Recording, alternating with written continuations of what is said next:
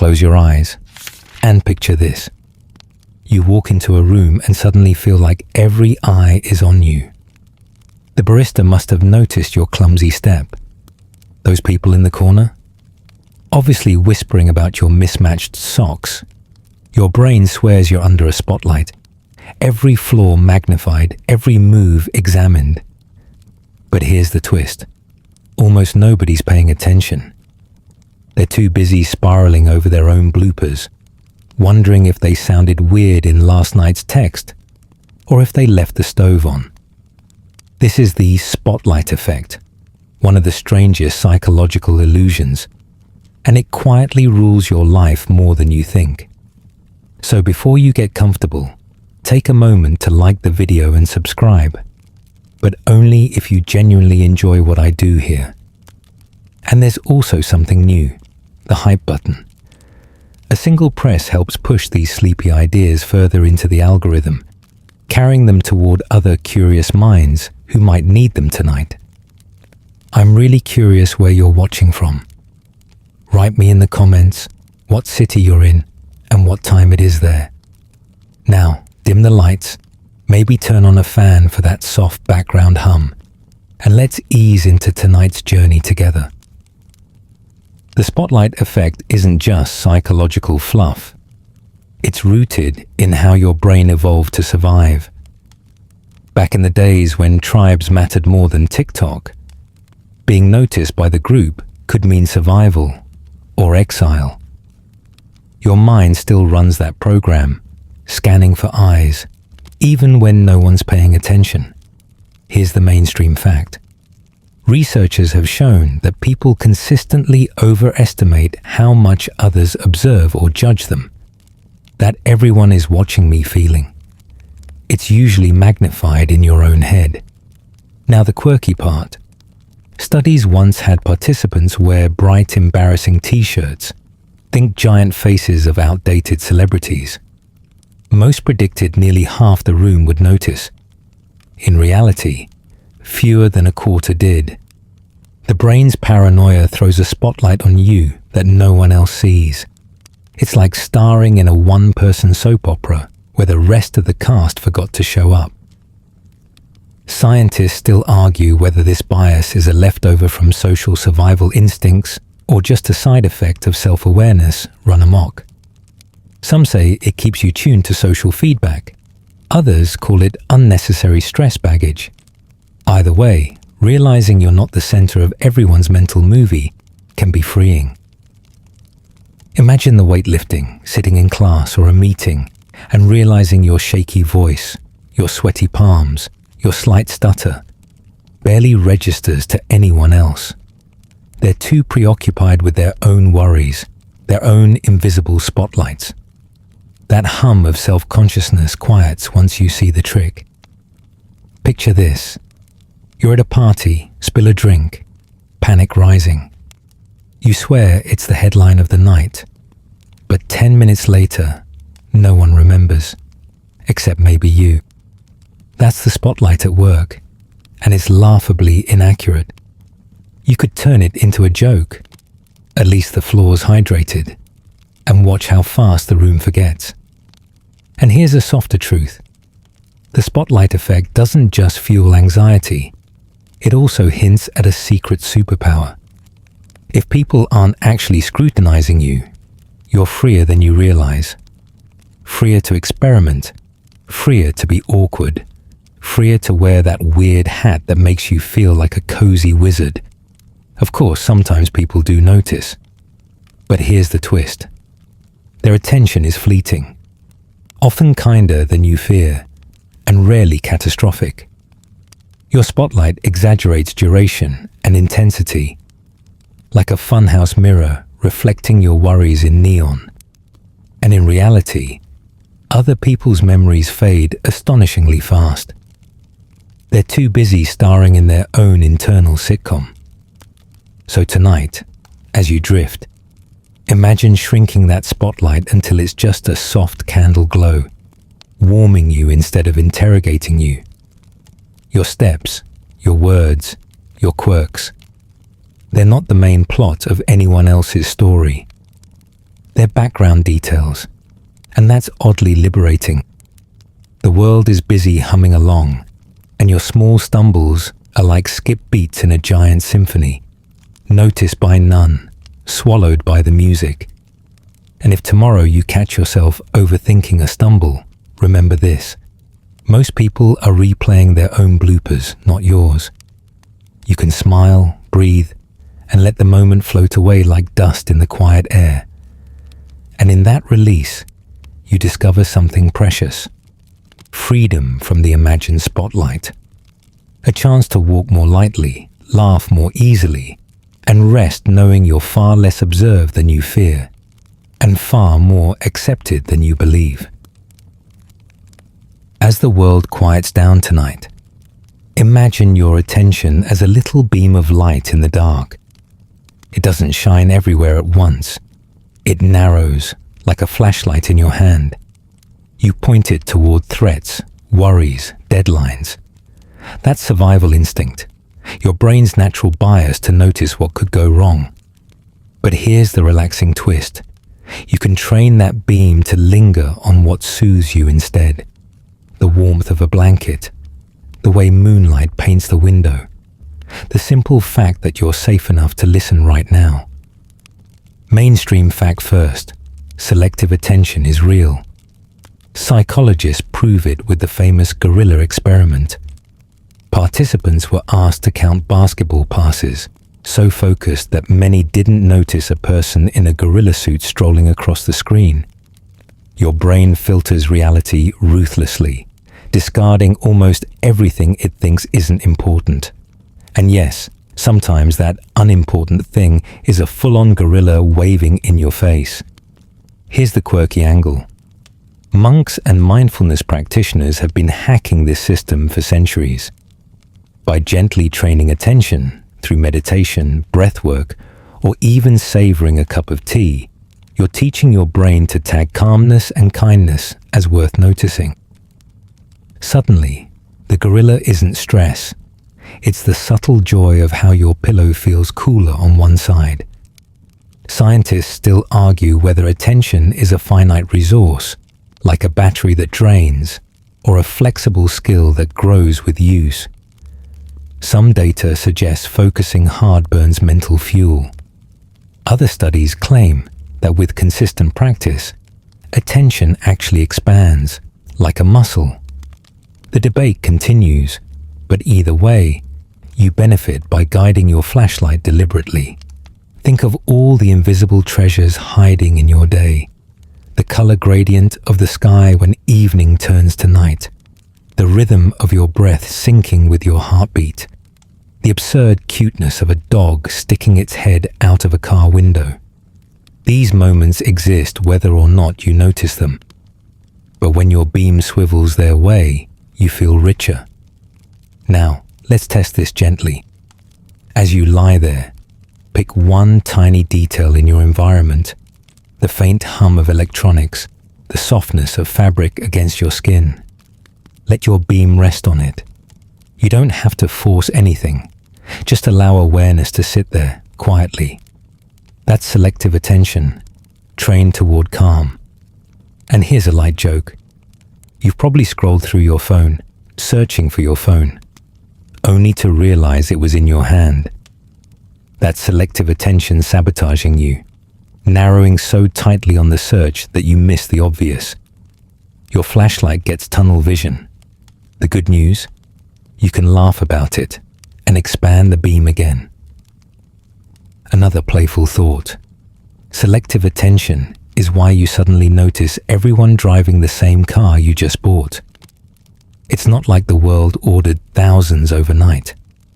Your beam simply tagged it as relevant. Imagine if you tagged peace the same way. You'd start spotting it everywhere. Neuroscientists even suggest that selective attention shapes memory itself. What you notice, you encode. What you ignore often fades. In a way, you're curating your personal museum every day, choosing which moments get displayed in the gallery of your mind. Wouldn't it be worth hanging more paintings of laughter, of comfort, of stillness? And if your mind insists on spotlighting worry, you don't have to fight it. Just add balance. Notice the warmth of your own breath, the stillness of the night around you. Expand the flashlight until the fear is only one small object in a much larger room. In daily life too, this skill lets you redirect. From the honking car to the blooming tree, from the stressful inbox to the sound of a friend's voice. So when stress tries to hijack the beam, remember, you can gently steer it elsewhere. Not by ignoring problems, but by balancing the scene, letting beauty, safety, and humor have their share of the stage. You're not just a passive observer of where the light falls. You're the quiet hand holding the flashlight. You can even tilt it playfully, letting it catch unexpected sparkles. The pattern of shadows on the wall, the tiny creak of your home settling, the rhythm of your heart steadying itself without you asking. And if you drift off tonight, your last thought can be simple. My attention is my lantern, and I can choose to let it glow softly on the parts of reality that help me rest. The gorillas and deadlines may still pass through the stage, but they don't deserve the whole show. The beam is yours, the hand is steady, and the night is gentle enough to carry you into sleep. And maybe, just maybe, tomorrow's beam will find even more treasures hiding in plain sight, waiting to be seen when you choose to look. And that thought alone is enough to let you close your eyes more softly now. Tonight, let's slip into a curious truth about your mind. It loves to be right, even when it's hilariously wrong. Your brain is a detective with a very biased badge, collecting evidence that supports whatever it already believes. This is called confirmation bias. But here's the soft trick. You can nudge that detective to go looking for proof of goodness, not gloom. Imagine planting a rumor in your own head like, people are kind. And suddenly your mind starts gathering subtle smiles, held doors, or warm texts as evidence. You're stacking the deck for joy. Mainstream fact first. Confirmation bias shows up everywhere. Sports fans see the referee as biased against their team. Investors find headlines that justify the stocks they already own. If you expect to fail, your brain magnifies the tiny stumbles. Expect kindness, and suddenly, the world looks softer. Here's the quirky angle. Some psychologists suggest turning this bias into a game. Positivity scavenger hunts. You wake up and tell your mind, find me 3 moments of beauty today. The brain, eager to prove itself, complies. Suddenly, you notice the way sunlight slants through leaves, or how your neighbor's laugh sounds oddly like a trumpet. It feels silly, but it works because you've tricked your inner detective into chasing better evidence. Scientists still argue whether this bias is more of a flaw or a feature. Some see it as the enemy of objectivity, fueling conspiracies and stubbornness. Others see it as a glue that holds identity together, making life feel coherent. Either way, learning to steer it toward peace makes it a friendly quirk rather than a trap. Think about it. When you tell yourself you're unlucky, you interpret spilled coffee as cosmic proof. But tell yourself you're resilient, and the same spill becomes a funny story about survival. The facts don't change, the interpretation does. And here's a gentle joke. It's like asking your brain, am I attractive? And your brain goes, well, that one cashier called you sir, with a smile. So yes, you're basically a supermodel. Confirmation bias doesn't care about statistical rigor. It just cares about proving you right. May as well point it toward things worth believing. Another playful thought. People sometimes call this manifesting, as if thoughts magnetize reality. Whether that's true or just your bias reshaping perception, the result feels magical. You expect kindness, so you notice it more. You expect calm, so small moments of quiet sparkle brighter. Now, add this twist. Bias doesn't just filter what you see, it also influences memory. Studies show people recall details that support their beliefs more easily than contradictory ones. Your detective not only gathers evidence, but also reshelves the library to fit its case. That's why reshaping the initial belief matters so much. If you whisper "peace is here," your future memories may lean toward the times you felt calm, rather than the storms you weathered. Picture this like adjusting a telescope. Tilt it slightly, and suddenly entire constellations come into view. They were there all along, waiting for your lens to line up. In the same way, your bias doesn't create peace, but it helps you recognize its shape. And here's another quirky finding. When groups of people share the same confirmation bias, it can create echo chambers. Online, this looks like news feeds reflecting only what you already think. But in daily life, you can build a gentler chamber, surrounding yourself with friends who notice beauty, humor, and kindness, reinforcing a softer worldview. Your detective gets backup, and together they collect brighter evidence. So tonight, as you lie here, consider planting one tiny belief. Peace is around me. Let your brain collect subtle proof. The way your blanket tucks you in, the sound of my voice pacing gently, the fact that nothing urgent is demanded of you in this moment.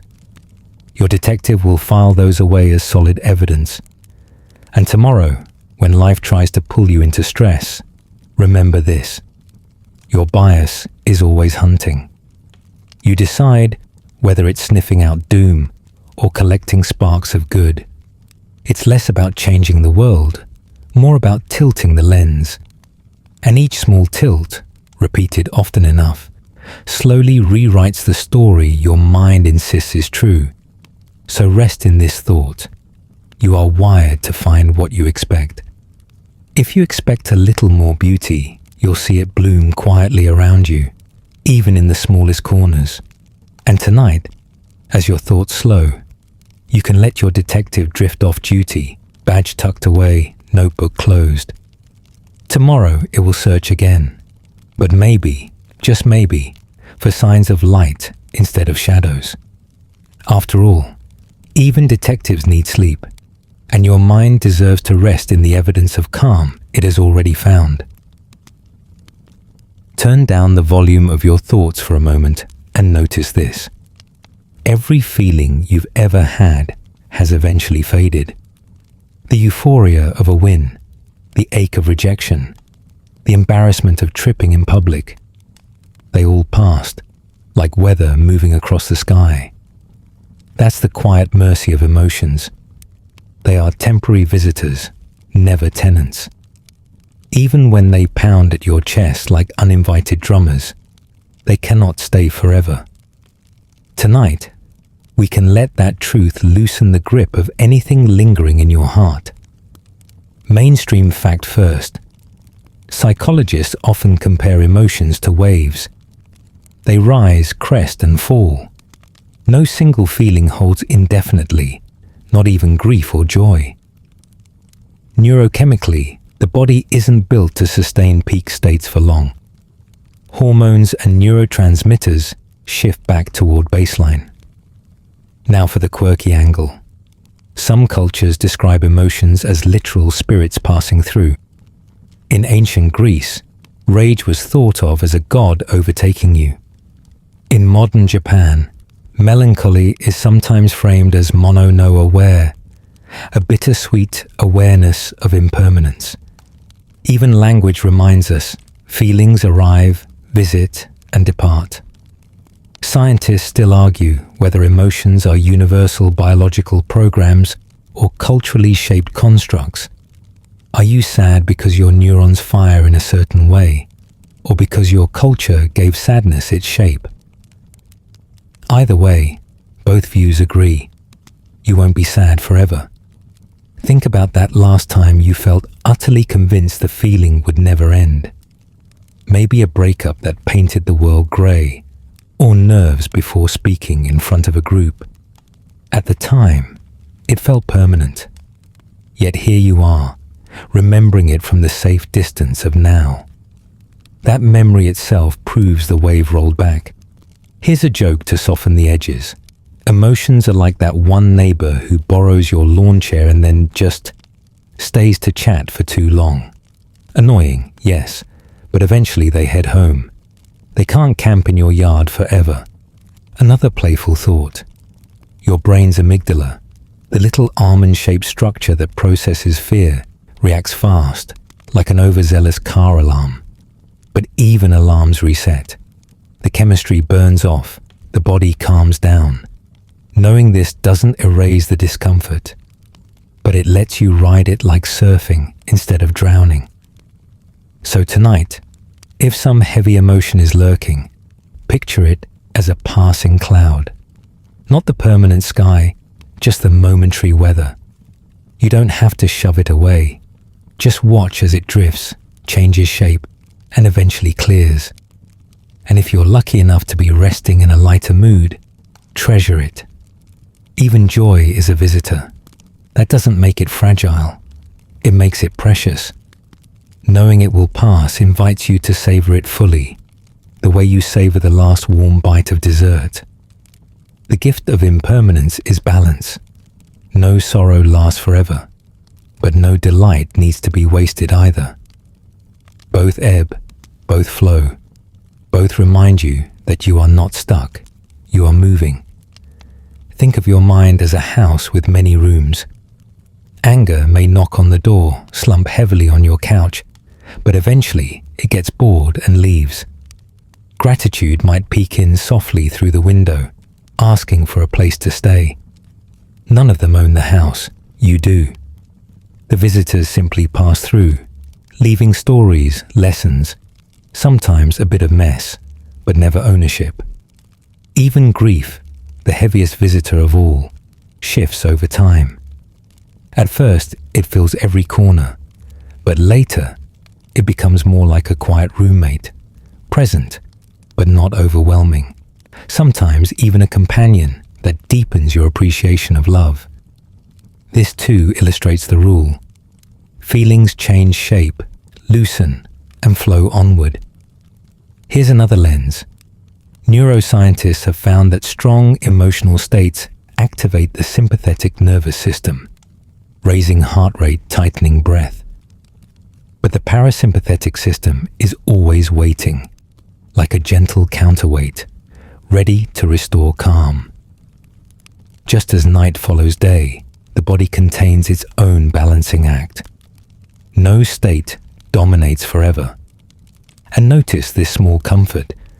Your ancestors lived with the same emotional waves, the same impermanence.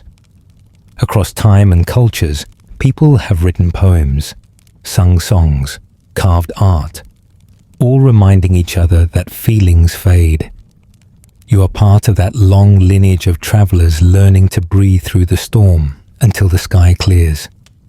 So tonight, as you lie in the hush of your room, let this truth rest beside you. Emotions are weather, not climate. They may swirl, pour, dazzle, or sting, but they do not define the whole sky. The permanent horizon is you, steady, enduring, vast enough to hold every passing storm. And tonight, that horizon stretches quiet and dark, ready to cradle you as sleep gently arrives. Just another wave rolling softly to shore. Imagine trying to predict how awful you'll feel if you embarrass yourself tomorrow, or how devastated you'd be if a plan falls apart. Your brain loves to play fortune teller, but here's the twist. It's a terrible one. This is called effective forecasting. our tendency to overestimate the intensity and duration of future emotions, especially the negative ones. In plain words, you think disaster will crush you for months, but in reality, you bounce back much faster than expected. The mind's crystal ball is cracked, and that's a strangely comforting flaw. Mainstream fact: studies show people consistently overpredict misery.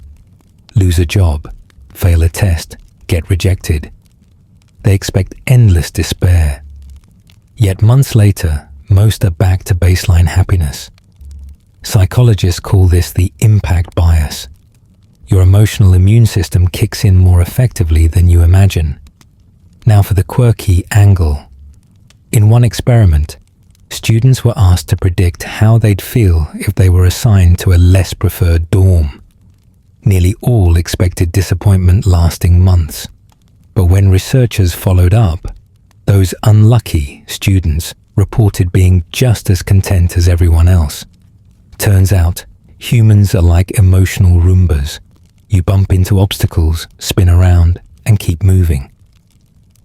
Scientists still argue whether this rapid recovery is evolutionary programming or cultural conditioning. Do we bounce back because resilience was survival critical in the wild, or because modern life distracts us with new goals and dopamine hits? The debate lingers, but both sides agree. Your brain is sturdier than your forecasts. Think of a time you dreaded something, maybe moving cities, maybe a breakup. Before it happened, the anticipation felt unbearable. Afterward, you adapted. The dread was worse than the reality, like expecting a storm to flatten your house, only for it to rattle a few shutters. Here's a soft joke. Your brain is like a drama queen weather app. It predicts hurricanes when all you get is drizzle. The upside? Once you notice the exaggeration, you stop packing for the apocalypse every time clouds gather. Another playful image. Think of your mood as a rubber duck in a bathtub. Push it under, and it bobs right back up. That's you. Your natural buoyancy returns, even if you momentarily sink. Or, if you prefer another metaphor, picture a compass needle. Shake it, spin it, disrupt it. But eventually, it settles back toward north. Your emotions do the same, stabilizing, recalibrating, pointing you home. But here's an extra detail. Research shows people also overestimate positive outcomes. Win the lottery? People think they'll be blissful for life. Reality? Most winners adapt to a new normal surprisingly quickly. The emotional high fades, just as lows do. Your brain overshoots in both directions. That means stability. Your happiness radar drifts back toward center, no matter what storm or sunshine passes through. Psychologists call this the psychological immune system. It works quietly, reinterpreting events, reframing failures, and building new habits until balance returns.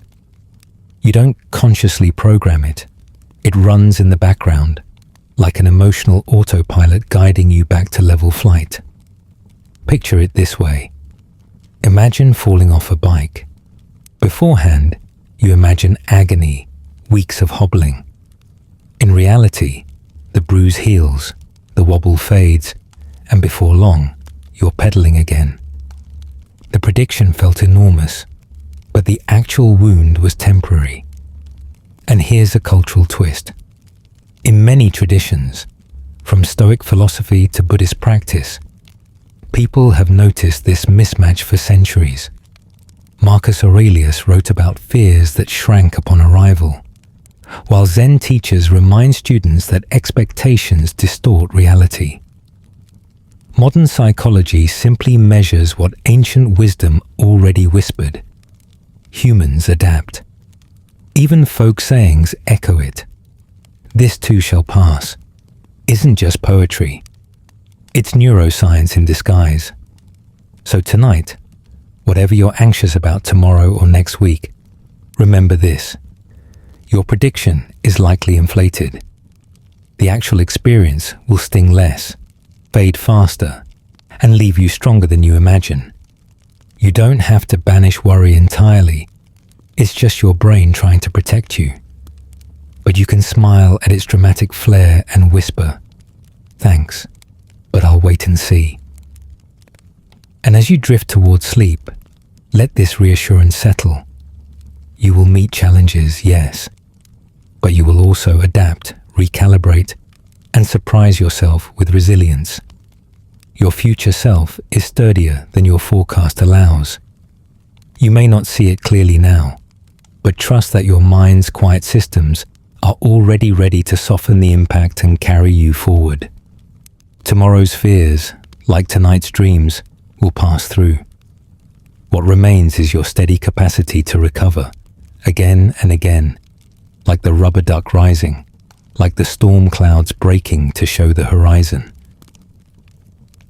Picture yourself sitting quietly, replaying mistakes in your mind, the email you worded badly, the relationship you mishandled, the moment you snapped in frustration. Your inner critic leans close, loud, and unforgiving. Now imagine a friend describing those same stumbles to you.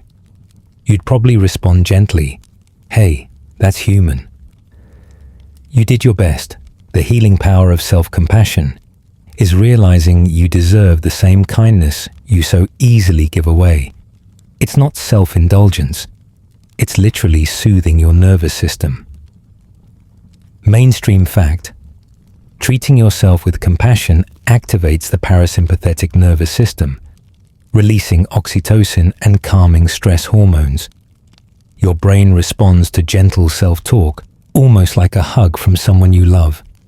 It lowers heart rate, eases muscle tension, and restores clarity. In moments of stress, compassion is more effective than sheer willpower because it changes the body's chemistry, not just the storyline in your head. Here's the quirky angle. Experiments show that people who practice daily self-compassion exercises, like placing a hand on their chest and whispering kind words, experience measurable drops in cortisol, the stress hormone. It sounds cheesy, but your body doesn't care. It hears safe and begins to relax. One study even found that repeating mantras like, "May I be kind to myself," helped people face stressful tasks with more calm and less reactivity. Your biology responds faster to softness than to scolding. Scientists still argue whether self-compassion is a learned skill or an innate tendency. Some claim we're wired for harsh self-criticism to prevent mistakes. Others insist kindness is the default, and culture just teaches us to override it. Either way, the evidence is mounting. Self-compassion heals more than self-punishment. It boosts motivation, strengthens immune response, and even predicts healthier relationships. Think about the double standard. If your friend confessed they failed an exam, you wouldn't say, "Wow, you're hopeless." Yet when it's your own mistake, that voice often comes first. Self-compassion is flipping the script, remembering you're worthy of the same grace you'd extend to anyone else. Cruelty masquerades as accountability, but kindness fuels responsibility better. You're more likely to repair mistakes if you believe you're redeemable. Here's a little joke. People think being nice to themselves will make them lazy. But when has bullying ever inspired peak performance? Imagine a coach screaming, "You're useless." You'd quit the team. Same goes for your brain.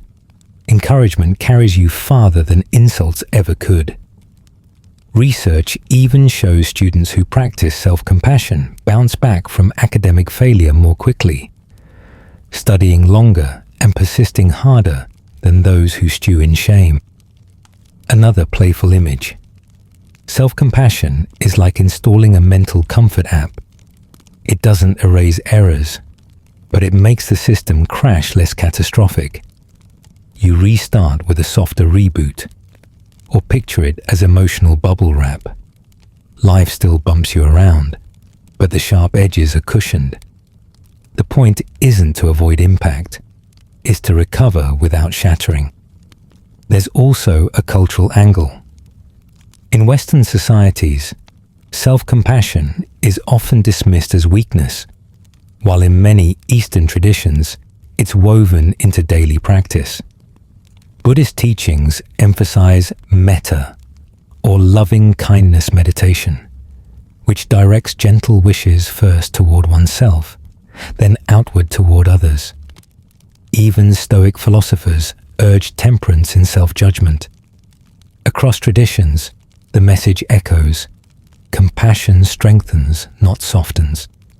So tonight, if regrets creep in, try this. Place your hand lightly over your heart, take a slow breath, and whisper to yourself the same words you'd give a dear friend. It's okay. I'm learning. I'm safe. Even 2 minutes of this can shift your physiology, unclenching the grip of stress and opening space for sleep, focus, or forgiveness. Remember, compassion doesn't erase responsibility. It just makes growth less painful, turning mistakes into teachers rather than tormentors. It gives you the resilience to keep trying, instead of crumbling under your own criticism. Think of it like gardening.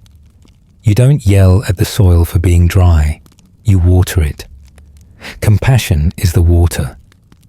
And as you drift toward sleep, imagine wrapping your thoughts in a soft blanket of kindness. Let them rest, knowing you don't have to earn your own comfort.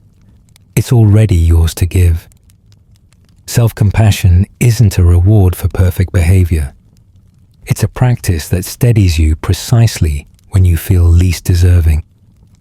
Tomorrow will bring fresh mistakes, fresh lessons, fresh chances. But with compassion, each one lands on softer ground, giving you the courage to rise again. Imagine your life as a movie reel flickering on an old projector. The events themselves are the raw footage. Birthdays, heartbreaks, long bus rides, silly conversations. But here's the secret. You're also the narrator, adding meaning to every scene. A stumble on stage can be framed as proof I'm a failure, or the night I learned to laugh at myself. The stories you tell don't just describe your reality, they quietly become it. Change the narration, and the whole film shifts tone. Mainstream fact. Psychologists call this narrative identity. The way you interpret your past predicts your well-being more strongly than the events themselves. People who craft redemption stories from setbacks, finding growth, humor, or silver linings tend to feel more resilient and optimistic. In fact, research shows that individuals who describe their lives with themes of growth and connection are less likely to experience depression later on. It isn't the footage but the editing that determines the emotional arc. Now the quirky angle. Researchers once asked people to rewrite difficult memories like they were fairy tales. Some cast themselves as clumsy knights, others as misunderstood wizards. The exercise seemed silly, but many reported lasting relief. Turns out, giving your pain a playful plot twist disarms its sting. In another experiment, people wrote future autobiographies, imagining how today's difficulties would look when retold decades later. Framing struggles as chapters in a longer story reduced stress and increased patience with themselves in the present moment. Scientists still argue whether these narratives are accurate or simply comforting illusions. Is rewriting your story a kind of self-deception, or is perception itself the only reality that matters? The debate is lively, but the soothing truth is, you have more authorship than you realize. Even if memory bends, the way it bends can either break you or help you heal. Accuracy isn't always the same thing as meaning. Think of it like editing a home video. The footage of you tripping is permanent, but you decide whether to overlay it with dramatic music of doom or a laugh track. Both are true in their own way. The choice shapes how your body and mind remember the event. Neuroscientists have even shown that recalling a memory reactivates and rewires it, meaning the soundtrack you choose today literally changes the way your brain stores it tomorrow. Here's a light joke. It's like when you tell a childhood story at dinner. By the 10th retelling, you're not even sure if you actually wore that ridiculous sweater, or if the sweater just became part of the myth. But everyone laughs, and the story feels real enough. The science of memory agrees. Each recall is more like painting over a canvas than opening a locked archive. The sweater might be invented, but the warmth of the laughter is real. Another playful thought. Consider your memories as drafts. They aren't carved in stone. They're more like a Google Doc that your brain keeps suggesting edits on. Every time you recall a moment, you tweak it slightly. Over time, the edits shape the whole narrative. That's why people can look back on the same event years later and feel less pain. It has been gently revised by time, perspective, and compassion. Cultures have understood this for centuries. Mythologies, folktales, even family legends all work by reshaping raw history into stories of meaning. A flood becomes a parable about renewal. A loss becomes a tale of endurance. Storytelling doesn't just entertain, it heals. Modern therapy borrows from this wisdom. Narrative therapy, for example, explicitly helps people re-author their lives by finding empowering themes in moments they once framed as defeats. The practice can lighten the emotional load without denying the facts. So tonight, as you drift, think of one old memory that weighs heavy. Without forcing it, try whispering a gentler version. Maybe it was the day you failed, but also the day you proved you could survive failure.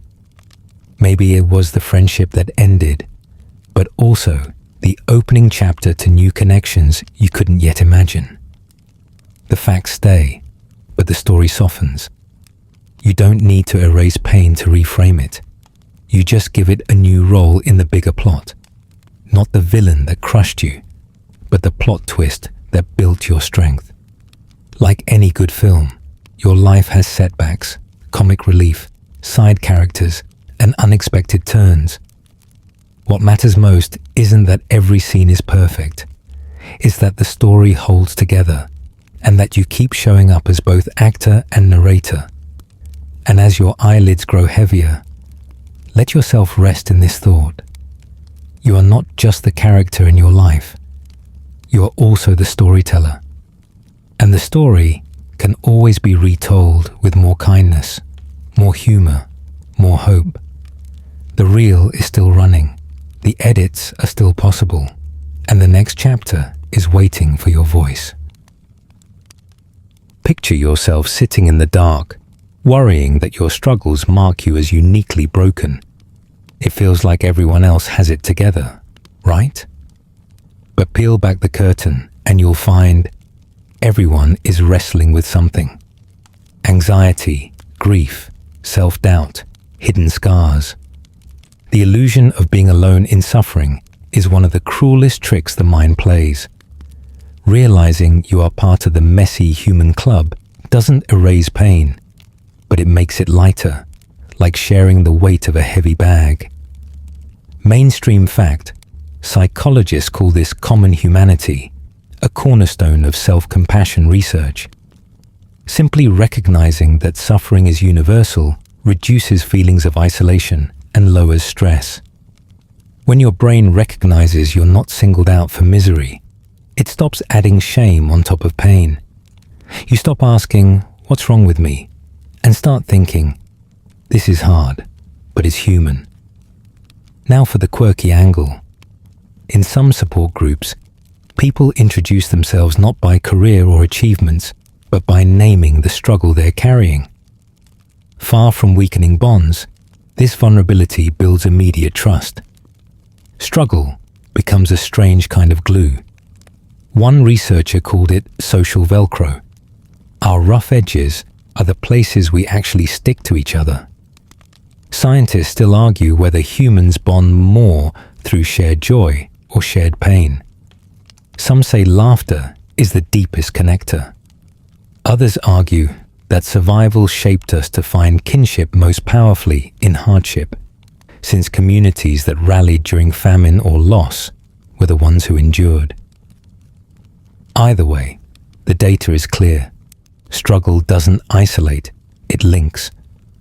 People who openly share difficulties report feeling more supported, and those who listen often feel relieved, realizing they're not the only ones.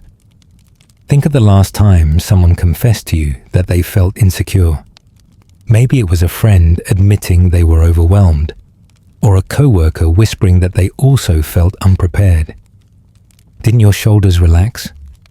Their honesty gave you permission to breathe.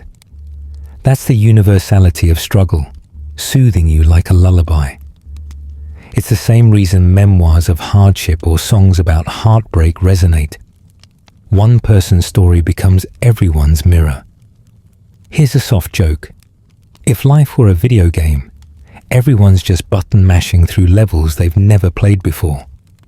Some look like pros, but inside, they're panicking over which button jumps. You're not the only one fumbling the controller. Even the players who speed run certain levels usually trip on others. Nobody gets through the game untouched. Another playful image. Picture a giant quilt stitched together from scraps of everyone's hardships. Job loss, heartbreak, health scares. It sounds heavy, but together the scraps form something warm enough to cover us all. Or think of a symphony. Each instrument may play a sorrowful note, but woven together, the collective sound becomes something strangely beautiful and profoundly human. Even silence, when shared, can feel like music. Cultures across history have built rituals around this truth. In ancient Japan, kintsugi, the art of repairing broken pottery with gold, turned cracks into luminous seams, symbols of shared imperfection. In indigenous traditions, storytelling circles allowed people to speak their struggles aloud, weaving individual pain into collective wisdom. Even today, people gather online in forums and groups, trading confessions that would be too heavy to carry alone. Different cultures, same insight. Shared struggle is a bond, not a blemish. So tonight, if your mind whispers no one else feels this, answer back. Actually, everyone does. Somewhere, someone else is lying awake with the same worries, the same ache, the same hope for relief. You're not alone in the night.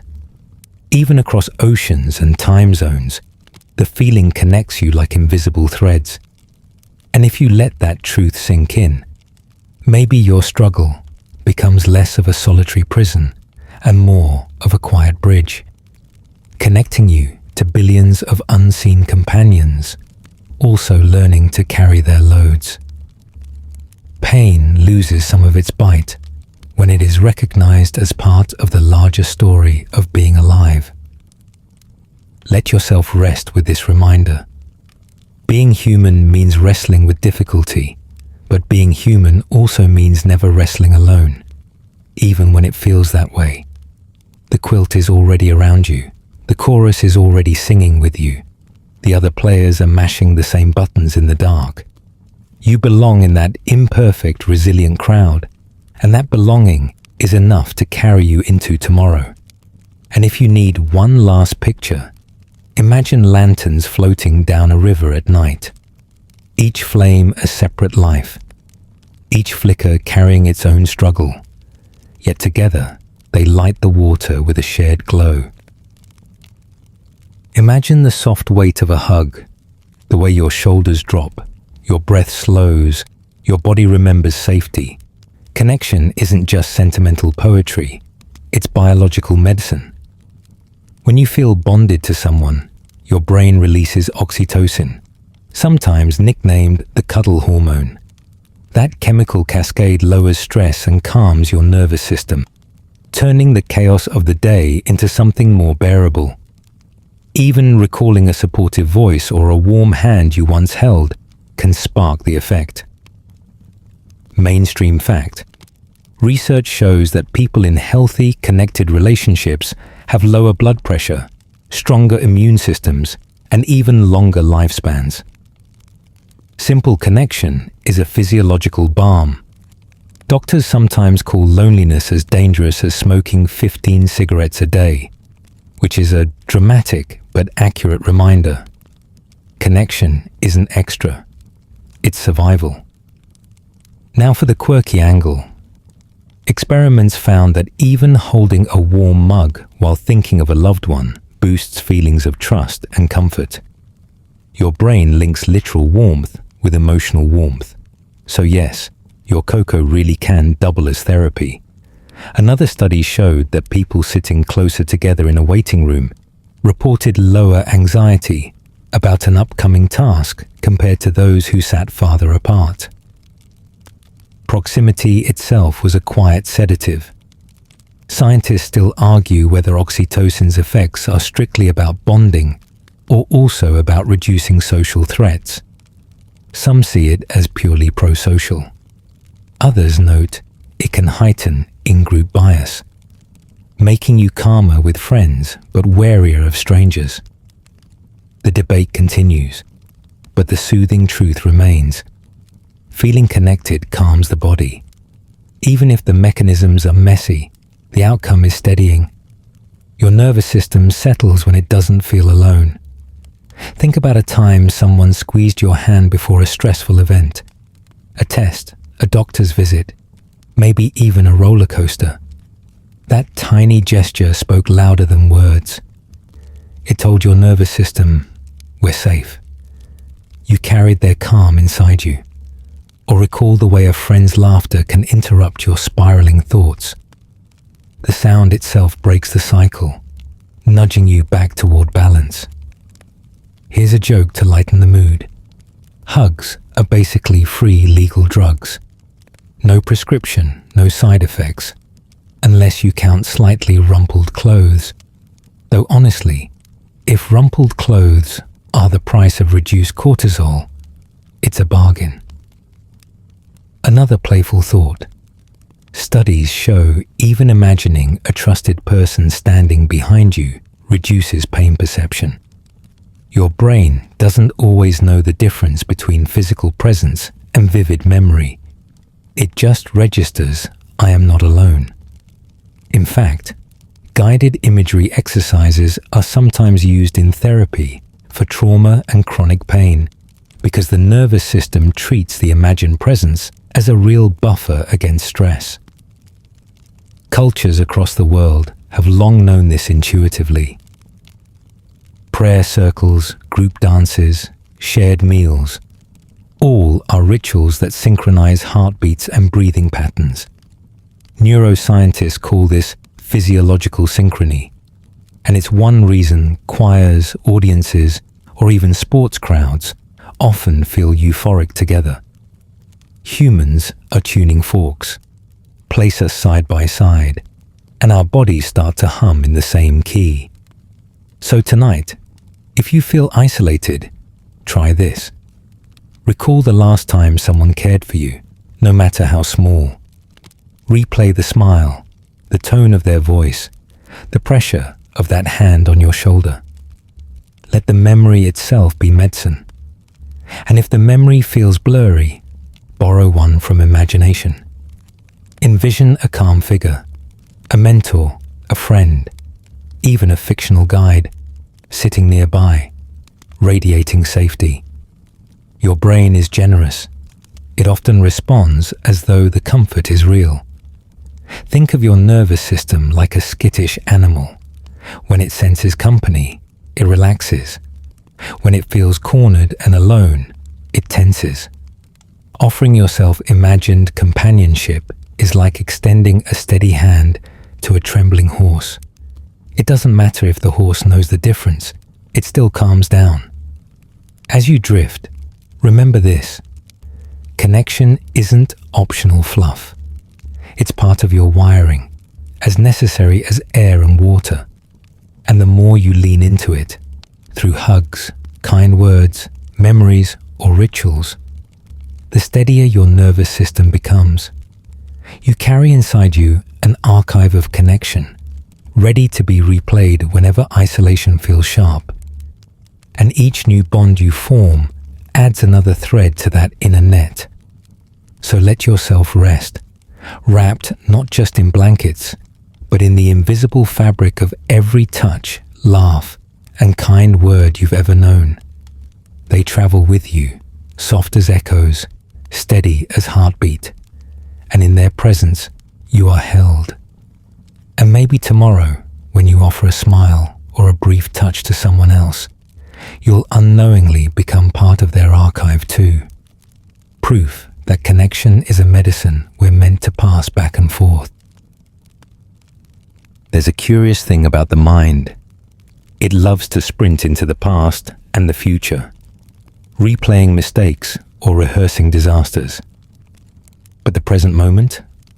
Often ignored, like a quiet friend waving from the corner. Yet here's the gift. The present is medicine. Anchoring yourself in what's happening right now interrupts the hamster wheel of rumination, bringing a soft kind of peace. Mainstream fact: mindfulness practices, from meditation to mindful breathing, have been shown to reduce stress, improve sleep, and lower symptoms of anxiety. Simply returning to the now steadies the mind and body. Harvard researchers even found that people's minds wander nearly 47% of the time, and that wandering is strongly linked with unhappiness.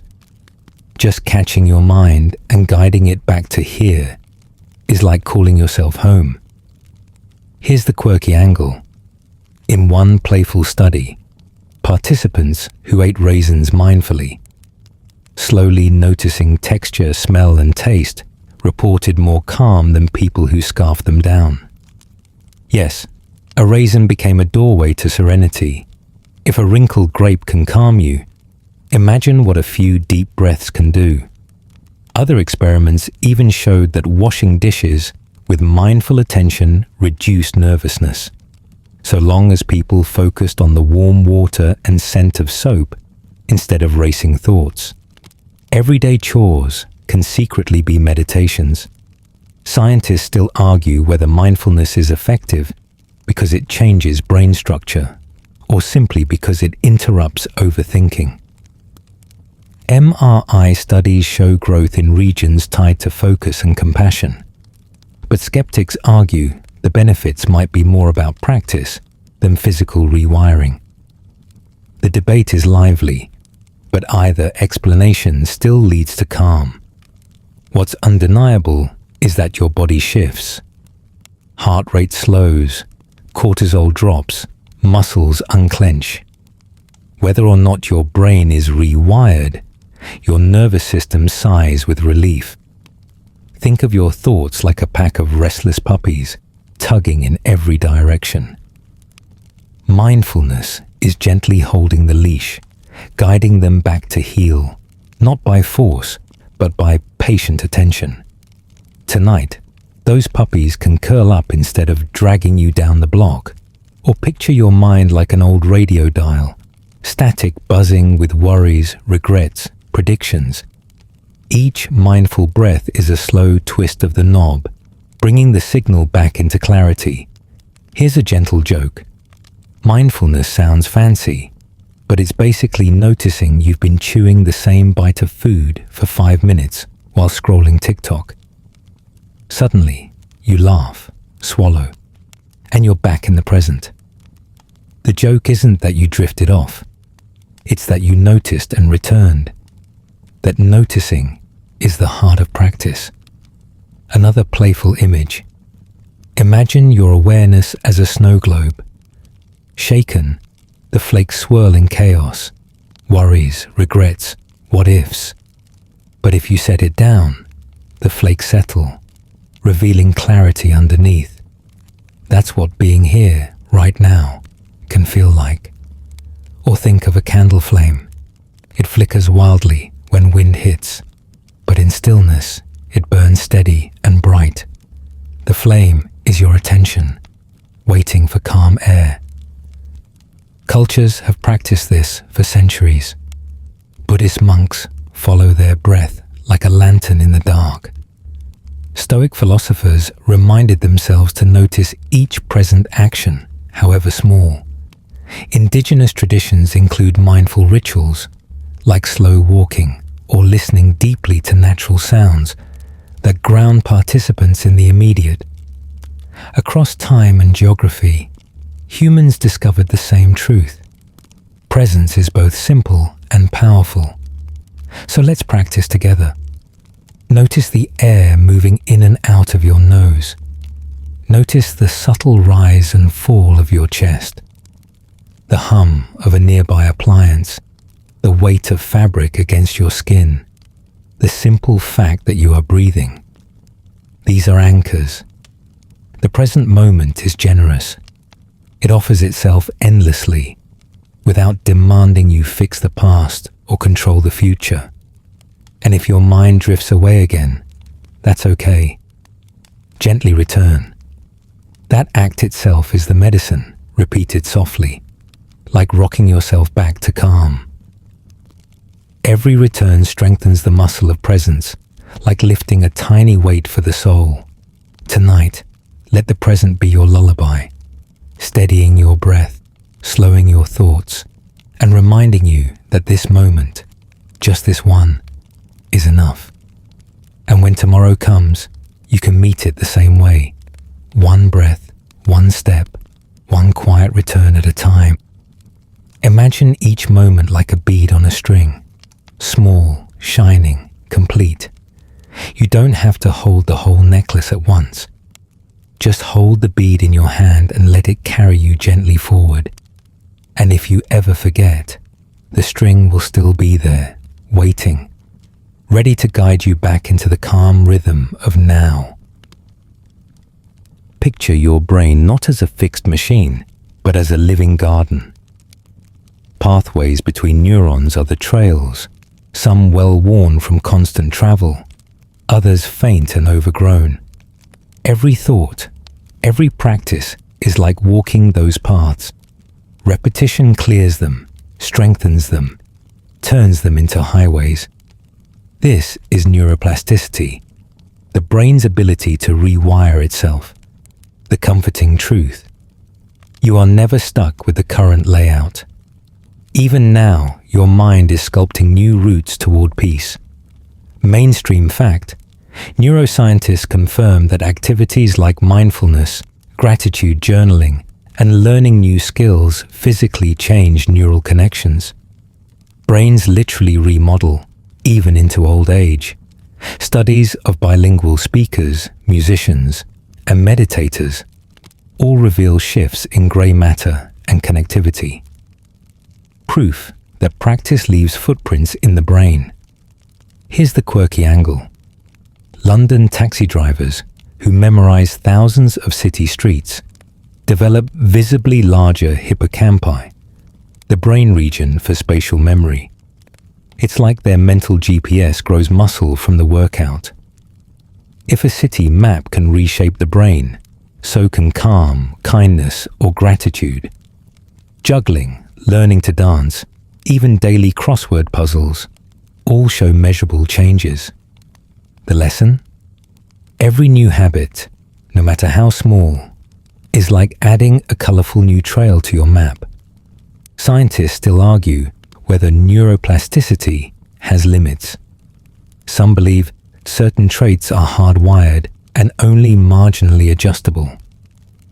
Others argue the brain can reinvent itself almost endlessly with the right conditions. The truth likely lies in between. Potential is vast, though practice and patience matter. Just like a garden, soil can't transform overnight, but steady tending changes everything over time. Think of it this way. Every time you pause to notice something good, or breathe through stress instead of spiraling, you lay another brick on the calm pathway. Walk it often enough, and it becomes your default route, while the frantic pathways fade from neglect. Neuroscientists call this synaptic pruning. Unused connections wither, while repeated ones grow stronger. Your attention is the sunlight deciding which plants flourish. Here's a light joke. Your brain is like Play-Doh. It dries out if ignored, but kneaded with new habits, and it stays flexible. The best part? No bright yellow container required. Another playful thought. Imagine your worries as weeds in the garden of your mind. Pulling them isn't enough. You plant new seeds of gratitude and calm. Soon, flowers spread where thorns once dominated.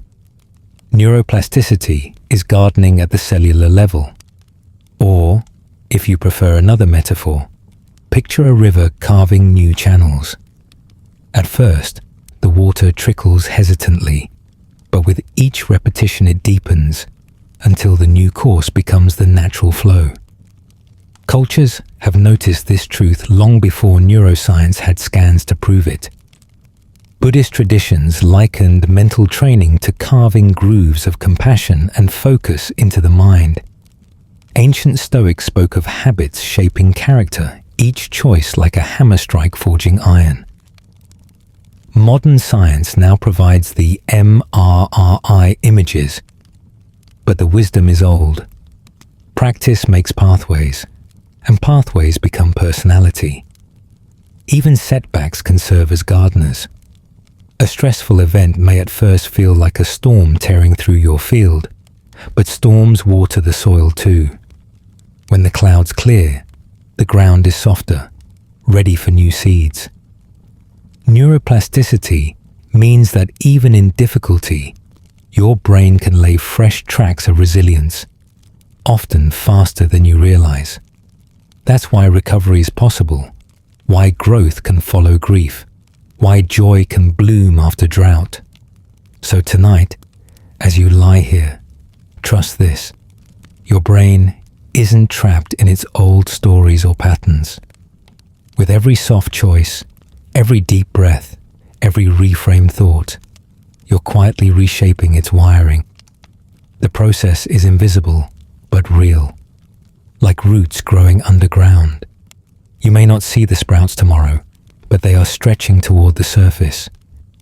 Let yourself drift into sleep with the reassurance that tomorrow and every day after, you can keep tending this mental garden. Peace isn't just possible, it's learnable, one gentle step at a time.